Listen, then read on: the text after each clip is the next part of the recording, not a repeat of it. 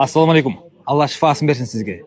Гемодиализ алып жатсаңыз, жана гемодиализ ала тургандар, жана гемодиализге түшүштүн алдында турсаңыз, нефрологко кайрылып жатсаңыз, сизди гемодиализге түшөсүң деп жатсаңыз, же 1-2 ай мурун түшүп калсаңыз, ошондой раво, торпедия жана жантак деген чөптү ичиңиз.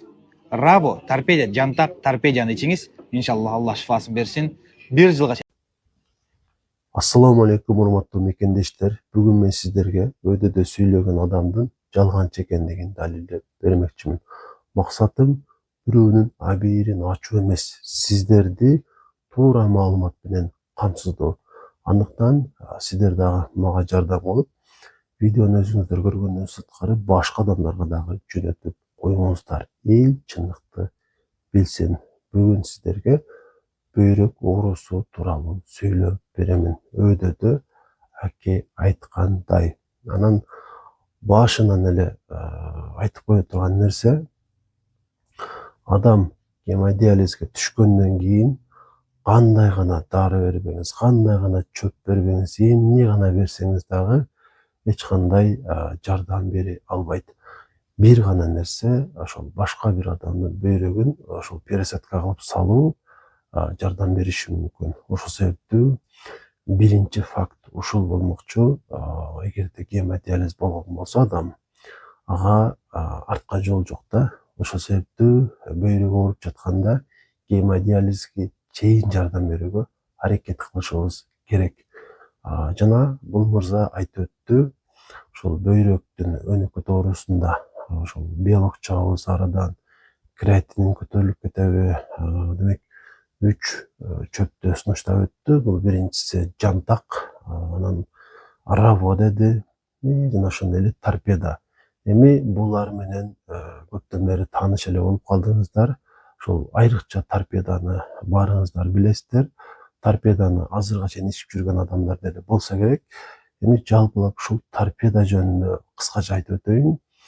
Торпеда деген бул бир нерсе эмес. Бул бир канча чөптүн жыйындысы. Мындайча айтканда, чөптөрдү майдалап туруп, анан аралаштырып туруп, ошону месага дары деп берип коет. Ошону торпеда дейбиз. Жана мунун курамында ар кайсы чөп болушу мүмкүн. Жана ошол чөптөрдүн ар биринин өзүнүн ошол биздин организмибизге тийгизген таасири бар. Мисалы үчүн, сиз аптекага барып, жанагы дары чөптөр бар го, ошолордон 5-өсүн сатып алып туруп, ошолорду дагы майдалап туруп, аралаштырып туруп, анан ичем десеңиз, ушул деле торпеда боло берет. Жана булардын ар биринин өзүнүн кайсыдыр бир деңгээлде дарылык касиети болот, бирок бөйрөктү айыктырып кое турганчалык эффектиси жок. Ошол себептүү буга эч убакта ынана албайбыз. Анан дагы айтып кое турган нерсе, бул ошол торпеданын курамындагы чөптөрдүн бөйрөккө тийгизген бир эле таасири болушу мүмкүн. Негизги бул саара айдоочу касиети. Жана бул саара айдоочу касиети аркылуу торпеда бөйрөккө зыян алып келет. Эмнеси менен? Бул ошол бөйрөк өнөкөт ооруга чалдыккандан кийин 2 миллион ошол нефрондун жарымынан көп иштебей калат. Жана ошол аз калган бөйрөк катуураак иштөөгө мажбур болот да. Саара айдоочу нерселерди биз бере берсек, дагы да кыйналып иштейт. Натыйжада калган нефрондор дагы өлүп жок болот. Ошол себептүү торпеда ичүүнүн эч кандай мааниси жок. Ал тескерисинче 10 жылга жетиши мүмкүн болгон бөйрөктү 3-4 жылда жок кылышы мүмкүн. Ошону түшүнүп алыңыздар. Жантак деле ушундай. Верблюжий колюча деп орусчасы ушундай экен бул чөптүн. Мунун дагы ошол заар айдоочу касиети бар. Демек, заар айдоочу касиети менен ал бөйрөккө зыян гана алып келет. Албетте, эми ошол жерде сезгенини кетирүүчү дагы анча-мынча эффектилери бар. Бирок бул нерсе аны ошол бөйрөктү айыктыруучу касиети бар дегенге жатпайт. Демек торпеданын пайдасы жок болду бөйрөккө, жантактын пайдасы жок болду. Эми үчүнчү сыйкырдуу дарыбыз раво калды. Ушул раво деген чөптүн бар экендигин 2 жыл ашык убакыттан бери билем жана бул өзү эмне экендигин билгенге өтө аракеттенип келдим ушул күнгө чейин. Анткени ушул эми жарнамаларды деп коелу, элдин оозунда видеолорду көрүп жүрөбүз. Ушул равону ичкен адамдын креатинини түшөт экен, белоги кетет экен. И ошонун негизинде бөйрөк айыгат деген фактыларды угуп жүрөбүз. Сиздер деле уксаңыздар керек. Балким креатинини көтөрүлгөн бир канча адамдар ичип деле көрсө керек. Жана ушуга биз ынанып дагы жүрөбүз да. Себеби эми адам үмүт кылат да баары бир. Ар уккан нерсесин колдонуп көргүсү келет. Буга чейин ушул кант диабетине чалдыккан бейтаптарга жанагы стоп диабет деген ушул сунушталып келбедиби Өзбекистандан? Жана ушул стоп диабеттин пайдасы жок экендигин сиздерге кайра айтып, балким көпчүлүк уже аны колдонбой деле калды. Жана ушул стоп диабетти колдонуп, анан келип дарыланып чыккандар дагы болду менде. Ушул жеке ошол клиникага келип, 10 күндүк дарылоодон чыккандар өтө эле көп болду. Жана алар мындан эч кандай пайда көрүшкөн жок. Раво деле ошондой. Мындан эч кандай пайда көрө албайсыздар. Эми врач болгондон кийин ар кандай бейтаптар келет, өзүңүздөр жакшы билесиздер. Бөйрөк оорусу боюнча демек көп эле бейтаптар мага кайрылышкан. Себеби ушул бөйрөк оорулары тууралуу, өнөкөт бөйрөк оорусу тууралуу көбүрөөк маалымат бергенден болсо керек. Кудайым ошол себепчи кылып жардам берип келатам. Анан ушул равону колдонгондорду дагы укканмын, көргөнмүн. Бирок ушул тилекке каршы равонун таасиринен айыгып кеттим деген адамды уккан жокмун. Бир адамды дагы жанагы жарнамаларда чыккан сөздөр бул болгону атайын таркатылган ушак сөз болсо керек. Бардык эле нерсе ушундай да өзү. Балким ошону ичкенде биринчи жакшы болгондой болушу мүмкүн. Негизи анын эч кандай деле пайдасы болбойт. Сиздин бөйрөгүңүздү жакшы кылып бербейт.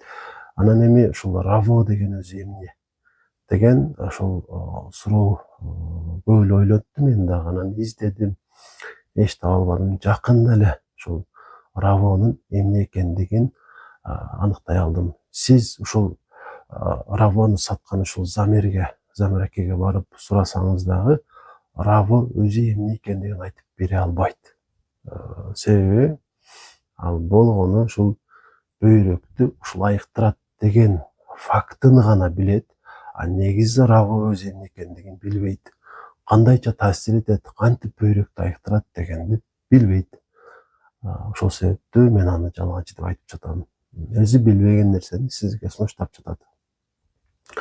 Эми ушул раво өзү эмне? Раво бул илимий аталышы сандальное дерево. Ушул кыргызча аталышын билбейт экенмин. Сиздер дагы интернеттен карап көрүңүздөр. Мен дагы бир канча ушул дарак тууралуу маалыматтарды окуй алдым.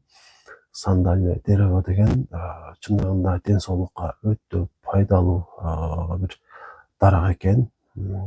Эфирное масло деп коет, эфир майлары анын курамындагы демек биздин ден соолугубузду жакшыртат, тери ооруларынан айыктырат, кандагы глюкозанын деңгээлин түшүрөт, ашказан ичеги ооруларына пайдалуу, жада калса бөйрөккө дагы пайдасы бар. Анчалык бөйрөктү айыктырып берчү болбосо дагы бөйрөккө пайдасы бар. Айрыкча циститке пайдалуу. Бирок сиздер ошол көргөн раво ушул мөмөс деп коебуз эми мисалы. Ошол уругу дейбизби же мөмөс дейбизби? Ал орусча плоды деп коет. Ошонусу эмес, бул дарактан чыккан эфир майлары. Сөңгөк деп коелу. Ошо сөңгөгүнөн алынган эфир майларынын таасиринде ошондой да айтылгандай ден соолукка тийгизүүчү оң таасирлер болот. Жанагы плодтун болсо биздин ден соолукка эч кандай пайдасы жок. Тескерисинче сунушталбайт. Деги эле колдонулбайт. Медицинада ушунун пайдалуу экендигин көрсөткөн бир дагы факты жок. Өзүңүздөр издеп көрүңүздөр. Сөңгөктүн пайдасы бар, жанагы плоттун эч кандай пайдасы жок. Ал болгону түзүлүшү бөйрөк окшош болушу мүмкүн, бирок анын бөйрөк окшош болгону сиздерге карата жасалган манипуляцияда жөн эле бул бөйрөк окшош экен, демек бөйрөктү жакшы кылат деген сөз эле таркатылган. Ошого ишенип канчалаган адамдар эми толтур акчаларга муну алып ичип келишти, дагы деле алып жүрүшөт. Эми чындыгы ушундай, тыянак өзүңүздөрдөн. Анан ар бир эле адам үчүн мен жеке оюмда бир сом акча табыш дагы кыйын. Эми ушундай кыйын болуп жатканда анан адалдан тапкан ушундай акчаңыздарды ошого окшогон жалганчылардын саткан продуктларына коротпоңуздар. Андан көрө врач менен жакшыраак кеңешип, анан дарыланганга аракет кылыңыздар демекчимин. Максатым сиздердин ушул жакшы болушуңуздар. Башка эч кандай максатым жок. Ошону туура түшүнүңүздөр. Анан негизи эле ушул ден соолук жөнүндө сүйлөгөн адамдар чындыгында жакпайт, эгерде ал медициналык билимге ээ болбосо. Муну дагы туура түшүнөсүздөр деп ойлойм. Анткени ал адамдын ушул анатомиясын, физиологиясын, ооруларын билбей туруп эле уккан анча мынча нерселерин эле сиздерге айта бергени менимче бул өтө чоң бир кыскасы сөз менен жеткириш дагы кыйын да. Ошон үчүн ушундай адамдарга алданбаңыздар демекчимин. Тыянак өзүңүздөрдөн.